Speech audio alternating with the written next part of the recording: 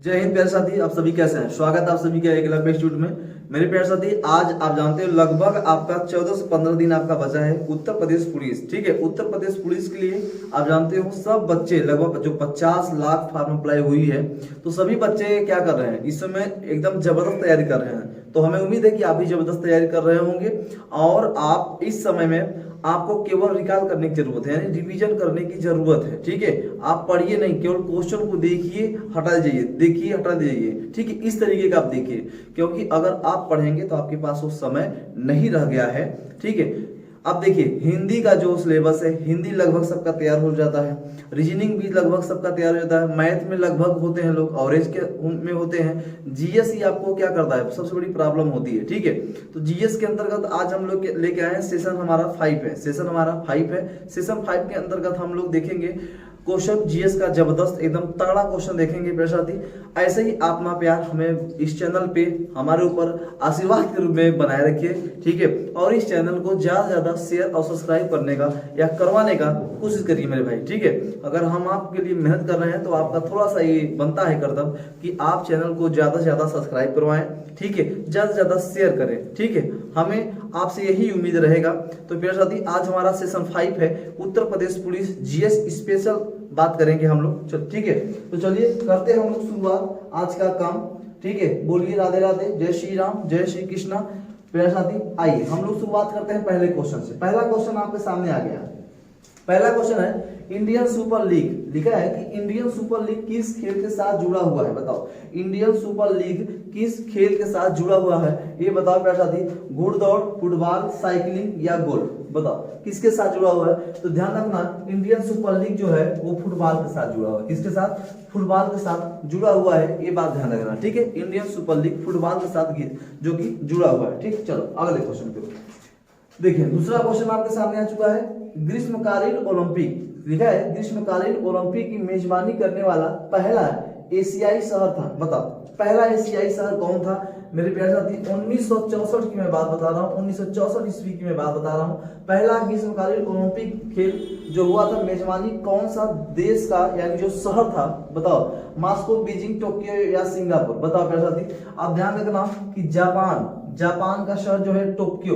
ठीक है, ध्यान रखना, जापान का शहर टोक्यो।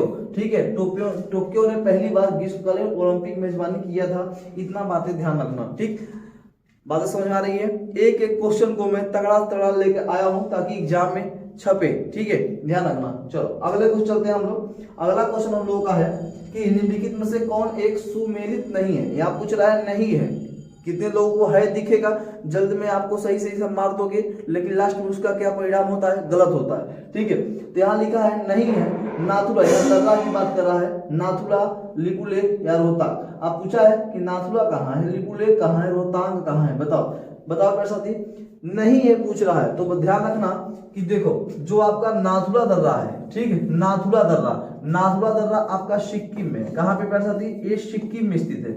नाथुला और जलेपला, ठीक है, जलेपला, ठीक है, नाथुला जलेपला ये कहाँ स्थित है आपका, नाथुला जलेपला आपका मेरे साथ सिक्किम में। लिपुलेख ये तो माना नीति, लिपुलेख ये सब जो कि आपका उत्तराखंड में स्थित है। रोहतांग दर्रा, बारालाचा दर्रा ये सब कहाँ है आपके, हिमाचल प्रदेश में है, तो ये आपका नहीं स्थित है। ठीक है, अरुणाचल प्रदेश में जो दर्रे स्थित है, एक का नाम आप जानते हो बोमडीला, क्या बोमडीला, ठीक है, बोमडीला ये बहुत प्रसिद्ध दर्रा है, बोमडीला दर्रा। ठीक है, बहुत ही मतलब कि एकदम जान लो कि अब बहुत ही कई बार एग्जामों में ये दर्रा पूछ चुका है। ठीक है, ध्यान रखना प्यारे साथी। ठीक है, चलो अगले क्वेश्चन चलते हैं हम लोग।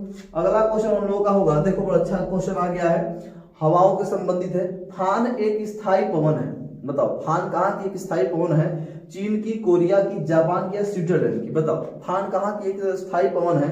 तो ध्यान रखना प्यारे साथी, स्विट्जरलैंड, कहाँ की, स्विट्जरलैंड की। ये ग्रीष्म व ऋतु दोनों में बहने वाली ये फान एक स्थायी पवन है, ये बहती है स्विट्जरलैंड में। कहाँ पे, स्विट्जरलैंड में। और ये स्विट्जरलैंड में आल्प्स पर्वत का नाम सुने होंगे आप लोग, आल्प्स पर्वत, किसका पर्वत, आल्प्स पर्वत का नाम सुने होंगे, उनके ढलानों पर बहता है ये फान। ठीक है, स्विट्जरलैंड में, कहाँ पे, स्विट्जरलैंड में। ठीक है, चलो अगला क्वेश्चन है मेरे प्यारे साथी, सिंधु नदी जल समझौता किसके बीच हुआ था, बताओ किसके बीच हुआ था, बताओ।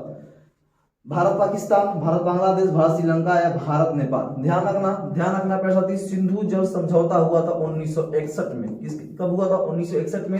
ठीक है, उस समय में पाकिस्तान के राष्ट्रपति, अगर राष्ट्रपति की मैं बात करूं सर, राष्ट्रपति की मैं बात करूं, ययूब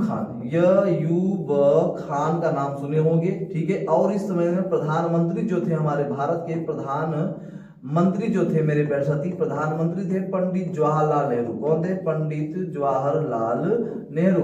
ठीक है, इन दोनों के बीच में क्या हुआ था मेरे भाई? सिंधु जल समझौता हुआ था और ये कहा गया था कि 20% जो पानी होगा वो भारत यूज करेगा। कौन करेगा? भारत यूज करेगा। और 80% पानी जो होगा वो पाकिस्तान यूज करेगा। कौन करेगा? पाकिस्तान यूज करेगा। ये हुआ था भारत और पाकिस्तान। कराची का नाम सुने होंगे। ठीक है, चल आगे की ओर बढ़ते हैं, अगला क्वेश्चन देखते हैं मेरे साथी। लिखा है, बड़ा अच्छा क्वेश्चन है कि आतंकवाद का मूल उद्देश्य क्या होता है? जैसे मान लो कि भारत में आतंकवाद घुसे हैं तो उनका मूल उद्देश्य क्या होगा? जैसे हुआ था ना आपको 26/11 एक घटना हुई थी आपके मुंबई के ताज होटल, वहां के जो कि स्टेशनों पे, हॉस्पिटलों में आप लोग सुने होंगे, फिल्म भी बनी उस पे। तो हुआ क्या था, उस समय भारत में आतंकवादी जब भारत में यहाँ पे घुसपैठ कर चुके थे तो उनका मूल उद्देश्य क्या होता है? किसी देश से आकर दूसरे देश में लोगों के अंदर भय पैदा करना। क्या करना प्यारे साथी? भय पैदा करना उनका मूल उद्देश्य होता है। ठीक है, लोगों के अंदर भय पैदा करना। अच्छा बताओ, ताज होटल में इतने लोग मारे गए थे, उसके बाद स्टेशनों पे इतने लोग मारे गए थे, चारों तरफ लाश ही लाश थी, हॉस्पिटल में इतने लोग मारे गए थे, रोड पे इतने लोग मारे गए थे।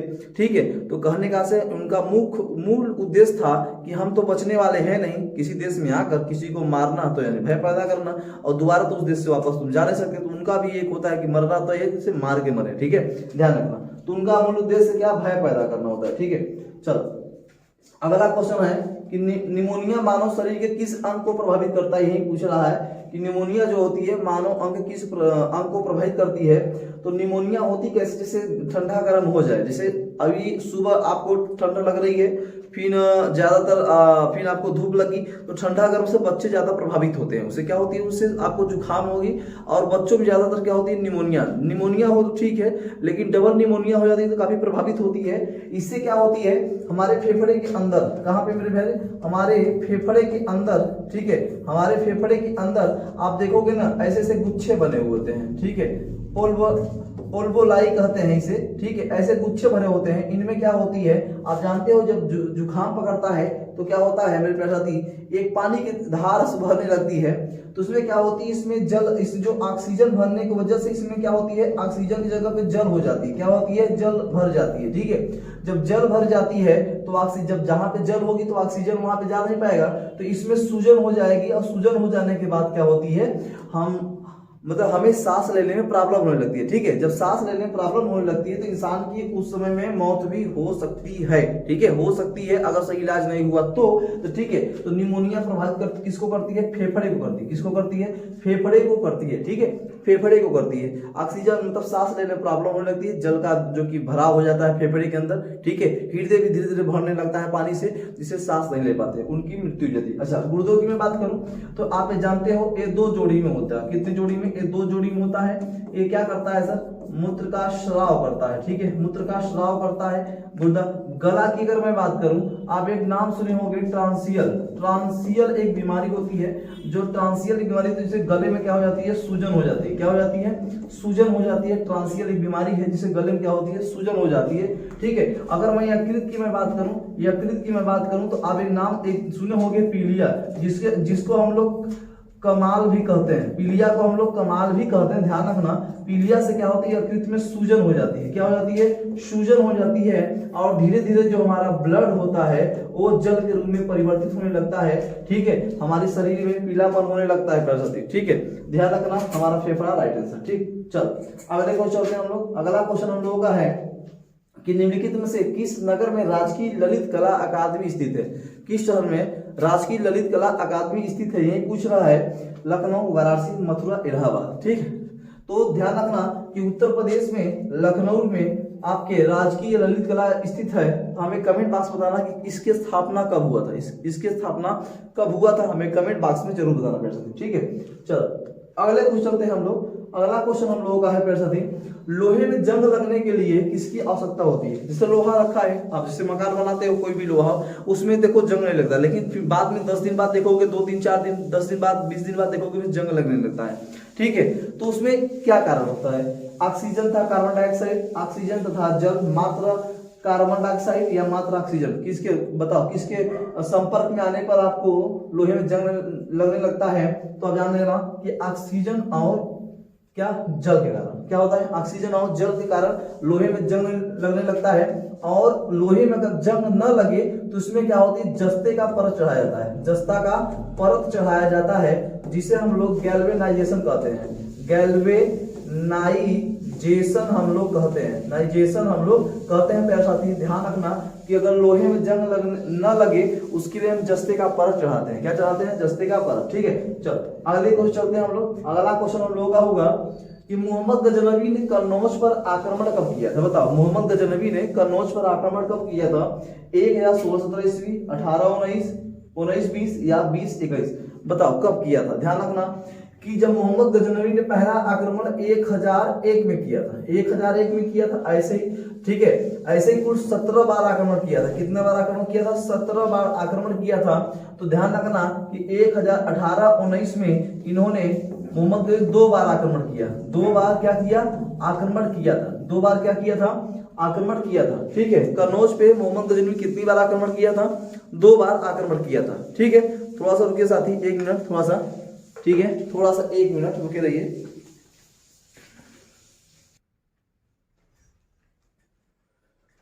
चलिए मेरे साथी, मोहम्मद गजनवी ने कन्नौज पर 2 बार आक्रमण किया। एक तो 1018 में किया, दूसरी बार फिर दोबारा पुनः 19 में 2 बार मतलब आक्रमण किया। यानी 18 और 19 में 2 बार इसने क्या किया था? आक्रमण किया था, ठीक है। ध्यान रखिएगा, ठीक। चलो अगली बार हम लोग देखते हैं, अगली क्वेश्चन को देखते हैं हम लोग। अगला क्वेश्चन हम लोगों का होगा, सूरसेन महाजनपद की राजधानी क्या है? बताओ। हम जानते हैं कुल 16 महाजनपद थे। कितने महाजनपद थे? 16 महाजनपद थे, ठीक है। 16 महाजनपद थे, ठीक है। 16 महाजनपद में आप जानते हो सबसे जो महान शक्तिशाली महाजनपद था वो मगध था, ठीक है।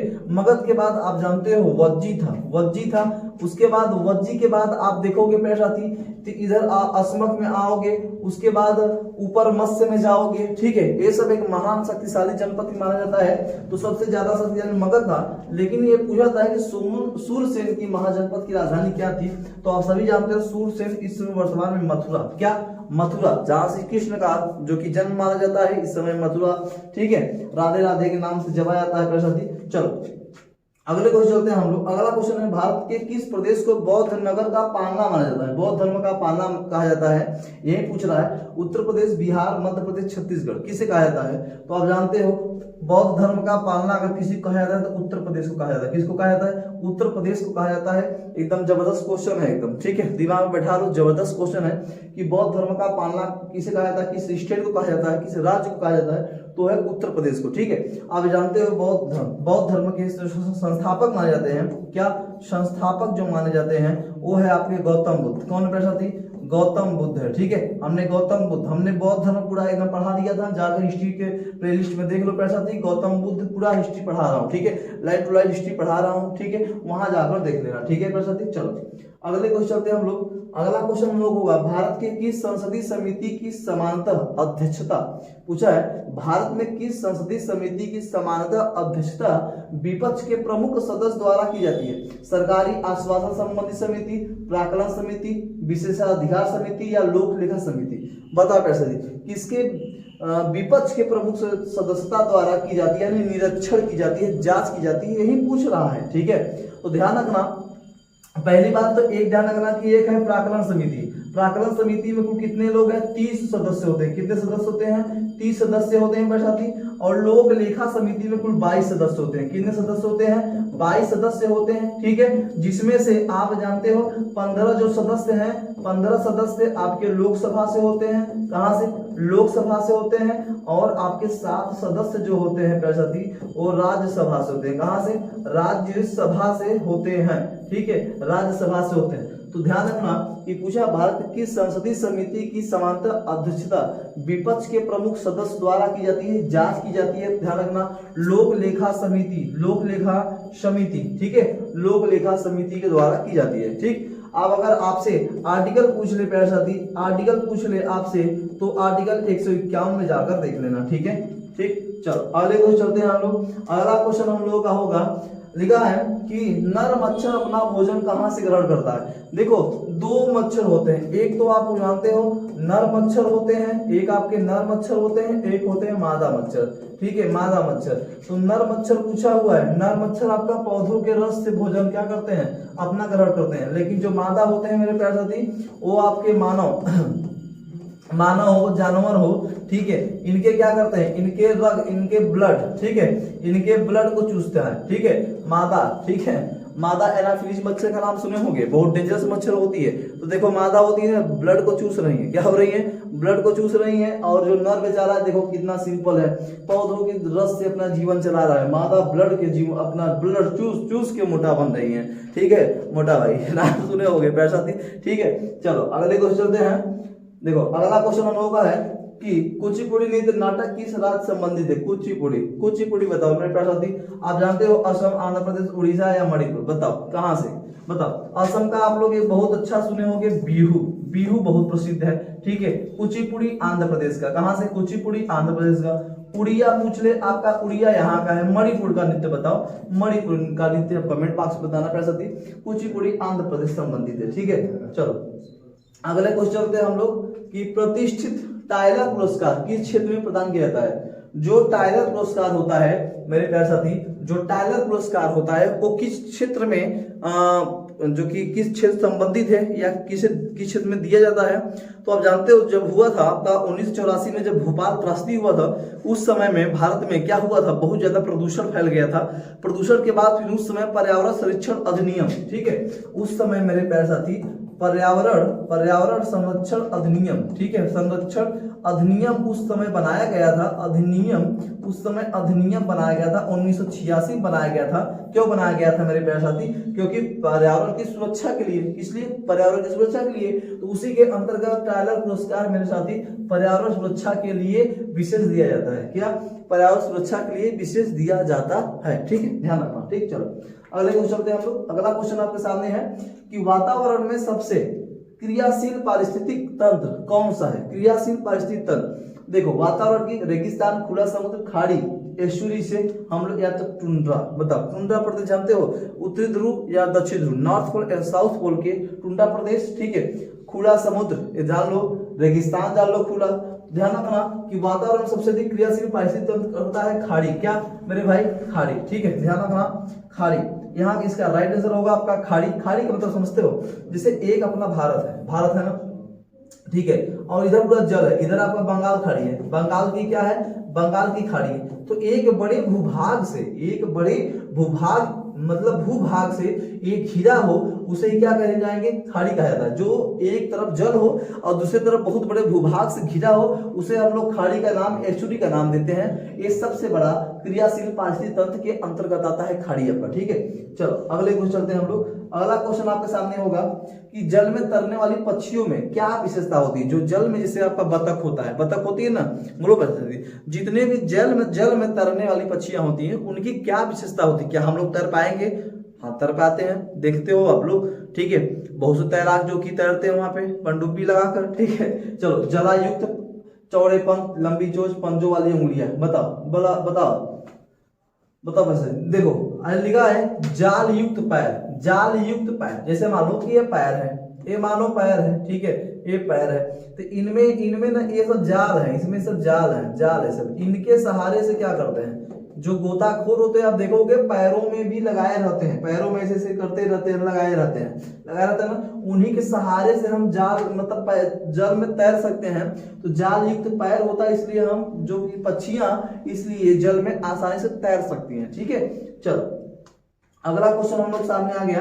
अगला क्वेश्चन है कि कालागढ़ बांध किस नदी बनाया गया? बताओ कालागढ़, बताओ प्यारे साथी कालागढ़ है कहाँ, पहले ही बताओ। कालागढ़ आप जानते हो, कालागढ़ आपका बिजनौर में है। कहाँ पे? आप करो तो ध्यान रखना, बिजनौर में है कालागढ़, और बिजनौर से ही प्रवेश करती है रामगंगा नदी। कौन सी गंगा नदी? रामगंगा नदी, ठीक है। और रामगंगा नदी पे ही प्यारे साथी आपका बना हुआ है कालागढ़ बांध, ठीक है, कालागढ़ बांध, ठीक है, ध्यान रखना। और इसी बिजनौर से ही आप ध्यान रखना, इसी बिजनौर से भी क्या करती है आपके गढ़ मुक्तेश्वर, ठीक है, गढ़ मुक्तेश्वर नामक स्थान से मेरे प्यारे साथी गंगा भारत में प्रवेश करती है। गंगा क्या करती है? भारत में प्रवेश करती है। इतना बातें ध्यान रखना, तो आपको राइट आंसर होगा रामगंगा। क्या? रामगंगा, ठीक है। और दूसरी बात, रामगंगा अगर पूछे तो गंगा की क्या है मेरे साथी? ये गंगा की पहली सहायक नदी है। गंगा की पहली ये सहायक नदी है, गंगा की पहली सहायक नदी मानी जाती है रामगंगा नदी। और रामगंगा नदी यस आकार की नदी मानी जाती है, यस आकार की नदी मानी जाती है, यस आकार की नदी मानी जाती है। और रामगंगा नदी प्यारे साथी अगर पूछे कि गंगा से कहाँ मिलता है प्यारे साथी, तो ध्यान रखना गंगा से आपके कहाँ पे? कन्नौज में, ठीक है, कन्नौज में जाकर मिलता है गंगा से, ठीक है। इतनी बातें ध्यान रखना, ठीक। चलो अगला क्वेश्चन लिखा है विक्रमशिला विश्वविद्यालय के संस्थापक कौन है? चंद्रगुप्त मौर्य, कनिष्क, धनपाल, पुलकेशिन द्वितीय। बताओ मेरे साथी विक्रमशिला विश्वविद्यालय, ठीक है। इसमें ध्यान रखना कि ये विक्रमशिला विश्वविद्यालय बिहार के, ये वर्तमान में भागलपुर जिले में है। कहाँ? भागलपुर जिले में स्थित है विक्रमशिला विश्वविद्यालय, भागलपुर जिले में स्थित है। उसके बाद ये 775, ठीक है, 775 ईस्वी से 800 ईस्वी के बीच में ये बनाया गया था। और ये बनाए थे पाल वंश के, जो कि एक शासक धर्मपाल के द्वारा ये बनाया गया था विक्रमशिला विश्वविद्यालय, ठीक है, विक्रमशिला विश्वविद्यालय, ठीक है प्यारे साथी। चलो अगला क्वेश्चन हम लोगों का होगा यहाँ पे, ल्यूकीमिया या रक्त कैंसर का लक्षण निम्नलिखित में से किसमें असामान्य वृद्धि है? देखो कैंसर होती है, कैंसर होने का मुख्य कारण क्या है? जैसे हम लोग की बॉडीज हैं, बॉडी में अचानक मांसपेशियां जो होती है, अचानक मांसपेशियों में वृद्धि होने लगे, अचानक कहीं से वृद्धि होने लगे, ठीक है। जैसे नाक है, नाक ऐसे बढ़ने लगे, नाक टेढ़ा हो जाए, ठीक है, दांत का जबड़ा में बढ़ने लगे, उसमें वायरस मतलब फंगी जिस द्वारा उसमें क्या होने लगे, सड़ने करने लगे, तो क्या होती है? असामान्य वृद्धियां होने लगी। यानी कहीं पर हमारे बॉडीज में कहीं पर असामान्य मांसपेशियां जब बढ़ने लगे तो ये ल्यूकीमिया यानी कैंसर का वो रूप रख लेता है। और जानते हो कैंसर हमारे भारत में उसका इलाज नहीं हो पाता, और कितने लोग जो कि कैंसर से पीड़ित हमारे हॉस्पिटल में पड़े हुए हैं। इसलिए भारत सरकार बार बार कहती है तंबाकू से बचाव करो, तंबाकू न खाएं, ठीक है, शराब न पिए।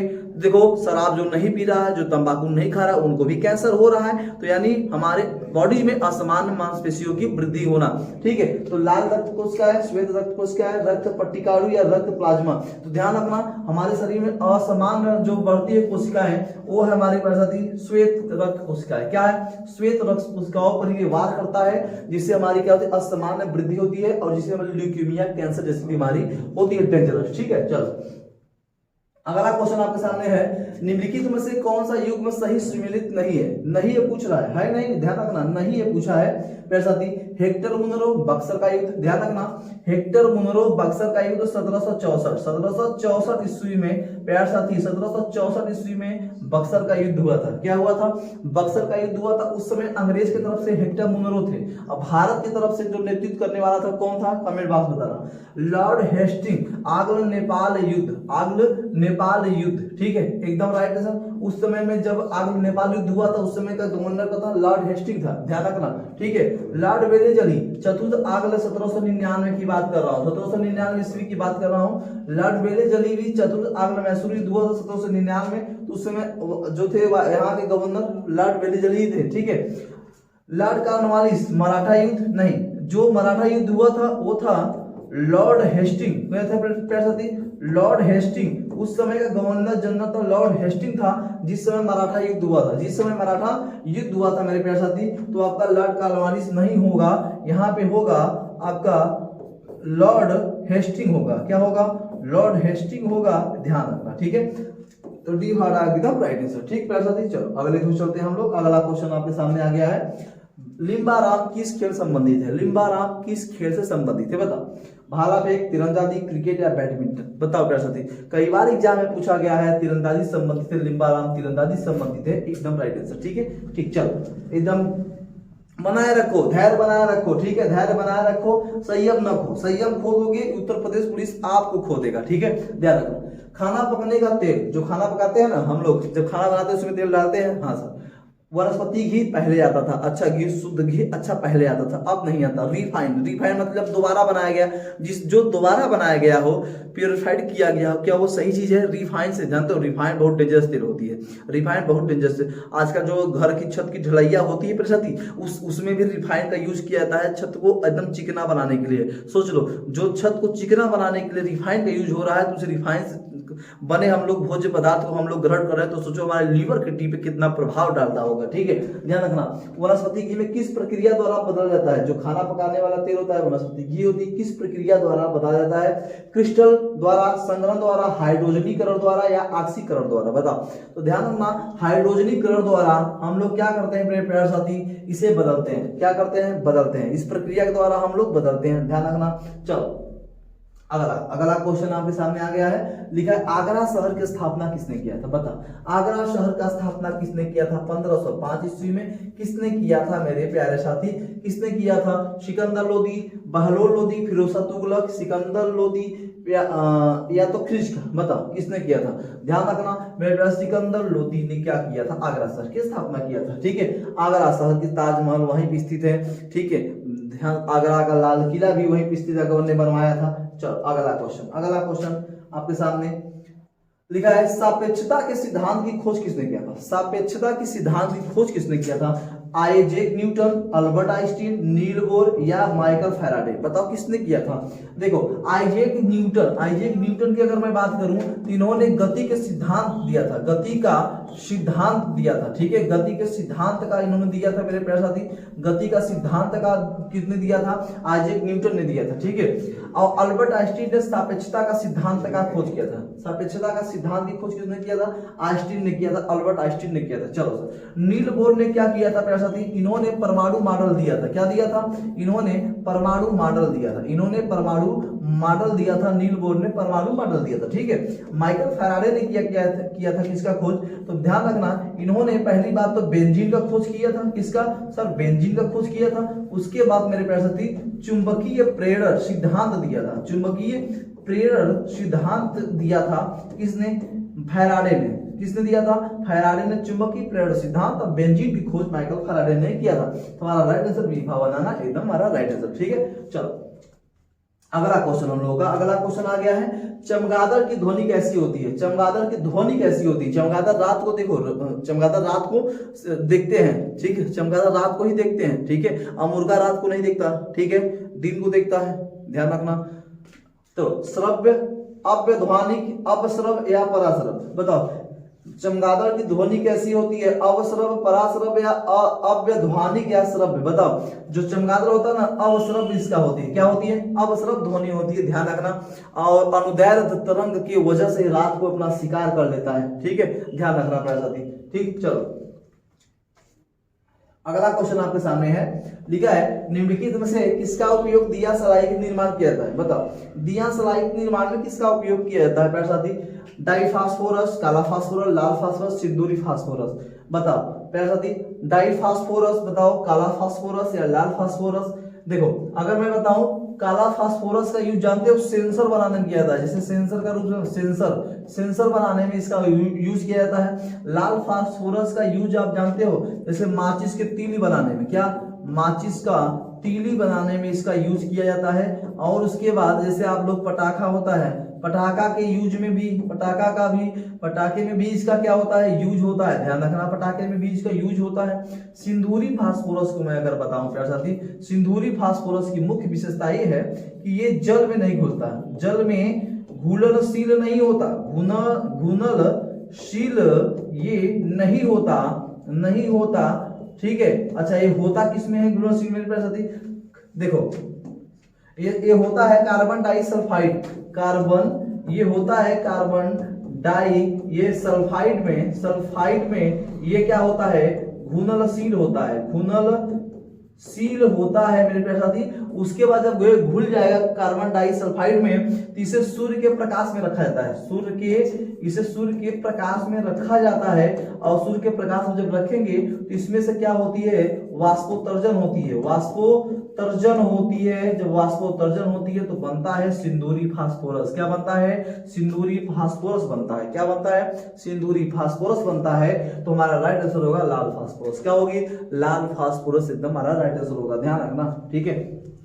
चल अगला क्वेश्चन आपके सामने आ गया है। अगला है डेस्ट फेस्टिवल में आयोजित किया जाता है, बताओ डेस्ट फेस्टिवल में आयोजित किया जाता है, डेस्ट फेस्टिवल कहाँ आयोजित किया जाता है, ठीक है, बाड़मेर, जैसलमेर, सहारा या थार। एक फेस्टिवल है, डेस्ट फेस्टिवल है, ठीक है, बताओ बाड़मेर, जैसलमेर, सहारा, थार। ध्यान रखना, जैसलमेर ये राजस्थान में है, ठीक है, राजस्थान में है, ठीक है। जैसलमेर को गोल्ड सिटी के नाम से भी जानते हैं, मेरे प्यारे साथी, ध्यान रखना। हमारा जैसलमेर डेस्ट फेस्टिवल के रूप में ये यहाँ पे मनाया जाता है, ठीक है, त्योहार, ठीक। चलो आगे क्यों बढ़ते हैं। स्वर्णिम क्रांति किससे संबंधित है, बताओ स्वर्णिम क्रांति किससे संबंधित है, बताओ मेरे प्यारे साथी, स्वर्णिम क्रांति किससे संबंधित है। अब देखो मैं इसका आंसर तो नहीं बताऊंगा, आंसर आप बताओगे, मैं यहाँ बता दे रहा हूँ। रेशम कीट आपका होता है सेरीकल्चर के अंतर्गत रेशम कीट पालन किया जाता है। मधुमक्खी की मैं अगर बात करूं तो होता है एपी कल्चर। क्या होता है, एपी कल्चर, ठीक है, एपी कल्चर अंतर्गत मधुमक्खी पालन होती है। और यहाँ होती है बीटी कल्चर का नाम सुने होंगे आप लोग, बीटी कल्चर का नाम आप लोग सुने होंगे, कल्चर का नाम सुने, इसमें अंगूर पालन होती है। तो बताओ स्वर्णिम क्रांति किससे संबंधित है मेरे प्यारे साथी, आप हमें कमेंट बॉक्स में बताना, ठीक है। चलो अगला क्वेश्चन आपके सामने है कि निम्नलिखित में से कौन ट्रांजिस्टर का एक महत्वपूर्ण भाग है। जो ट्रांजिस्टर होता है ना, ट्रांजिस्टर में क्या लगाया जाता है प्यारे साथी, तो ध्यान रखना, आर्सेनिक, जर्मेनियम, आस्मियम या रेडियम, बताओ क्या लगाया जाता है। तो ध्यान रखना, आप ये जानते हो सिलिकॉन, एक होता है सिलिकॉन, क्या होता है, एक होता है सिलिकॉन और एक होता है जर्मेनियम, ये जर्मेनियम जो है मेरे प्यारे साथी, ये दोनों के दोनों अर्धचालक हैं। क्या है, अर्धचालक का रूप है, ठीक है, अर्धचालक का रूप है, ठीक है, ध्यान रखना, अर्धचालक का रूप है। और एक और है जिसे हम लोग कैडियम सिलिकॉन के नाम से जानते हैं, ये भी क्या है मेरे प्यारे साथी, ये भी अर्धचालक है। तो बताओ इसमें जर्मेनियम है, हाँ सर जर्मेनियम है, ये अर्धचालक के रूप में ट्रांजिस्टर में लगाए जाते हैं। आर्सेनिक की मैं बात करूं, अगर ये पानी में जल में पाए जाते हैं, अगर आर्सेनिक जल में पाया जाता है तो ये क्या होती है, ये जहर के रूप में, विषाक्तता के रूप में ये यूज में आता है, जिससे हृदय हमारी होती है ना, हृदय की जो पंपिंग होती है उसमें रुक जाती है, जिससे इंसान की मृत्यु हो जाती है। अंतर्गत आती है, यही आपको बताना है, मोलस्का, एनेलिडा, निडेरिया, आर्थ्रोपोडा। बताओ मेरे प्यारे साथी, मकड़िया की बात कर रहा हूँ, मकड़ियों की। मोलस्का में अगर हम मोलस्का की मेरे प्यारे साथी अगर मोलस्का की बात करूँ तो इसमें पहले सीप आते हैं, फिर आप लोग घोंघा देखे होंगे, शंख देखे होंगे, ठीक है, ऑक्टोपस देखे होंगे, ये मोलस्का के अंतर्गत आते हैं, ठीक है। एनेलिडा के अंतर्गत आपसे पूछे तो क्या बताओगे मेरे साथी, एनेलिडा के अंतर्गत क्या आते हैं, हमने अभी हर बार मतलब कि इससे पहले वाले प्रैक्टिस सेट में एनेलिडा बताया था, एनेलिडा में क्या आते हैं, ठीक है, हमें कमेंट बात बताना। निडेरिया में अगर आप पूछे तो आपके समुद्री बात करो, समुद्र के नीचे वाले भाग में जितने भी जीव जंतु पाए जाते हैं उसमें निडेरिया के अंतर्गत आते हैं। आर्थ्रोपोडा में आपके आते हैं मकड़ी, ठीक है, इसमें आते हैं मकड़ी। सबसे बड़ा अगर कोई प्रजाति अगर है, सबसे बड़ा अगर कोई प्रजाति पाई जाती है, प्रजाति सबसे ज्यादा अगर कोई कहीं पाई जाती है तो पाई जाती है आर्थ्रोपोडा में। कहाँ पे, आर्थ्रोपोडा में पाई जाती है, ठीक है। तो आर्थ्रोपोडा मकड़ियों से संबंधित है, ठीक है, इसी के प्रजाति है। चलो अगला क्वेश्चन है हम लोगों का कि मेरे प्यारे साथी, निम्न में से कौन सा भारत के पूर्वी तट पे एक मुख्य बंदरगाह है, यानी पत्तन है, बताओ कौन सा। कांडला जानते हो, कांडला आपका गुजरात में, कहाँ पे मेरे प्यारे साथी, गुजरात में। विशाखापट्टनम, करिकल, ऐसे हम लोग कोरिकल भी कहते हैं, पांडिचेरी, पुडुचेरी भी कहते हैं। ध्यान रखना, विशाखापट्टनम, क्या मेरे प्यारे साथी, विशाखापट्टनम, ठीक है। सबसे बड़ा, सबसे गहरा बंदरगाह है, सबसे गहरा ये बंदरगाह है, बंदरगाह है प्यार साथी ध्यान रखना। और विशाखापट्टनम आपका आंध्र प्रदेश, कहाँ पे, आंध्र प्रदेश में स्थित है विशाखापट्टनम। और अगर आपसे पूछे सबसे बड़ा पूछ ले, सबसे बड़ा बंदरगाह पूछ ले, सबसे बड़ा अगर आपसे बंदरगाह पूछ ले, बंदरगाह पूछ ले तो आप बताओगे सर मुंबई। क्या बताओगे, मुंबई। और मुंबई मेरे प्यारे साथी स्थित है सनसेट द्वीप पर। किस द्वीप पर, सनसेट द्वीप पर स्थित है, ठीक है, कोई दिक्कत नहीं। चलो हमारा राइट आंसर विशाखापट्टनम।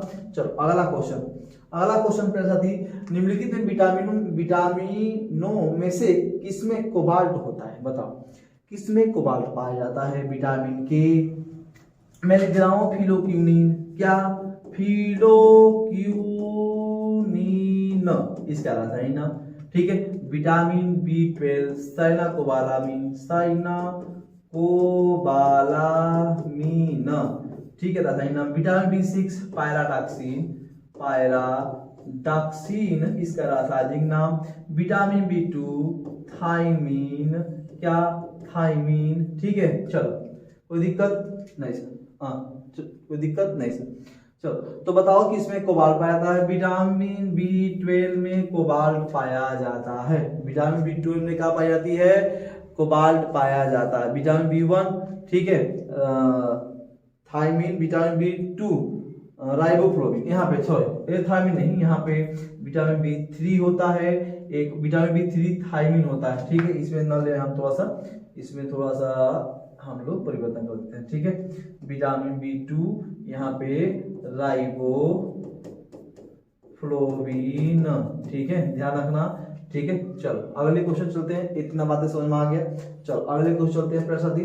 अगला क्वेश्चन हम लोगों का होगा, निम्नलिखित में से हीमोफीलिया का लक्षण कौन सा है, बताओ हीमोफीलिया का लक्षण कौन सा है, किसके कारण रतौंधी, विटामिन ए, बी, किसी कारण रतौंधी, विटामिन ए रेटिनॉल रतौंधी, ठीक है। चलो रक्त का थक्का न जमना, रिकेट्स, विटामिन बी सूखा रोग, हीमोग्लोबिन की अल्पता, ठीक है। बताओ ध्यान रखना, रक्त का थक्का न जमना, रक्त का थक्का न जमना ये हीमोफीलिया का एक लक्षण होता है। और रक्त का थक्का न जमने का कारण होता है मेरे प्यारे भाई विटामिन के, विटामिन के की कमी से रक्त का थक्का नहीं जमता, रक्त का थक्का नहीं जमता है, इतनी बातें। और हीमोफीलिया अगर जिसको हो जाए मेरे प्यारे साथी, तो जिसे हमारा पैर क्या होता है, पैर में हमारे सूजन हो जाता है, जिसे हम लोग हाथी पांव कहते हैं। क्या कहते हैं, हाथी पांव कहते हैं, ठीक है। अगर रिकेट्स की बात करें तो इसमें आपको लिखना है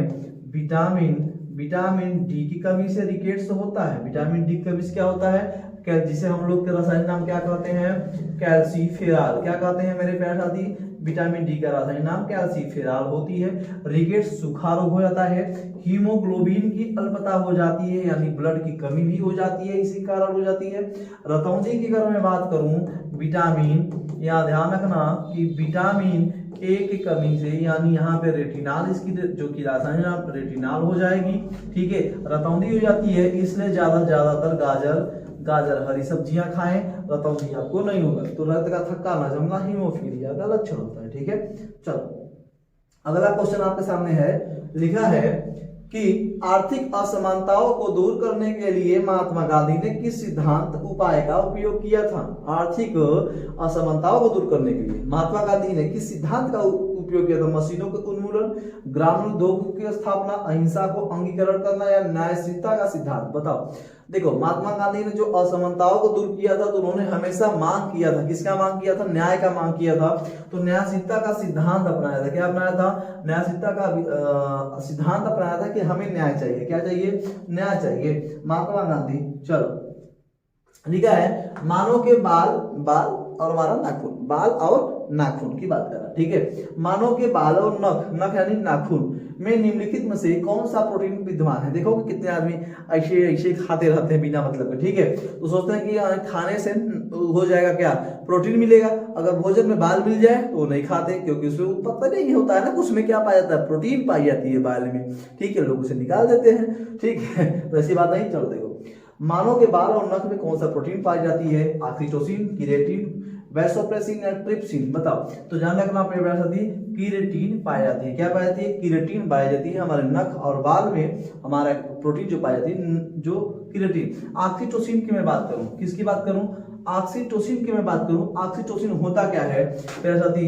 ये दूध का स्राव करता है, महिलाओं में दूध का एक स्राव करता है, और उसके बाद ये यौवन, ठीक है, यौवन के अंतर्गत, और महिलाओं में मेरे प्यारे साथी, महिलाओं में मासिक धर्म, और उसके बाद मेरे प्यारे साथी ये जब बच्चा पैदा होता है उस समय भी इसका बहुत बड़ा जो कि भूमिका होती है ऑक्सीटोसिन की होती है। ठीक है, सामाजिक संबंध में भी कि क्या, सामाजिक संबंध में भी क्या होती है मेरे प्यारे साथी? ऑक्सीटोसिन की बहुत बड़ा भूमिका होती है। ठीक है, चलो वैसोप्रेसिन की अगर मैं बात करूं, वैसोप्रेसिन की मैं बात करूं तो आप क्या कहोगे सर? वैसोप्रेसिन कहां पाई जाती है? छोटी आंत की बड़ी आंत में। ट्रिप्सिन बताओ, ट्रिप्सिन कहां पाई जाती है? ठीक बताओ, ट्रिप्सिन बताओ, हमें कमेंट बॉक्स में बताना ट्रिप्सिन है क्या। ठीक है, ट्रिप्सिन प्रोटीन है कि एंजाइम है, ये जरूर बताना। ठीक है, तो मेरे प्यारे साथी ट्रिप्सिन एक प्रकार का एंजाइम है और प्रोटीन को छोटे छोटे खंड में जो कि विभाजित कर देती है, और उसके बाद ये छोटे छोटे जो खंड होकर ये हमारे ब्लड में जो कि मिल जाती है। ठीक है, इसका कार्य होता है। चलो अगला कार्य। अच्छा चलो इतना ही क्वेश्चन है। आओ अब ध्यान रखना कि ये हमारा था आपका Uttar Pradesh special GS police का स्पेशल क्वेश्चन, जीएस का धमाकेदार तगड़ा मजेदार क्वेश्चन था। तो हमें उम्मीद है कि बच्चे आप मेरे भाई आप जरूर देखोगे, और अगर आपको पसंद है तो लाइक शेयर सब्सक्राइब जरूर करोगे मेरे साथी। तो विशेष ध्यान रखिएगा कि लगातार कंटिन्यू 15 रोज एकदम जबरदस्त जीएस पढ़ाएंगे। ऐसी इसी तरीके से हमारे साथ बने रहिएगा। आज के लिए नहीं, जय हिंद।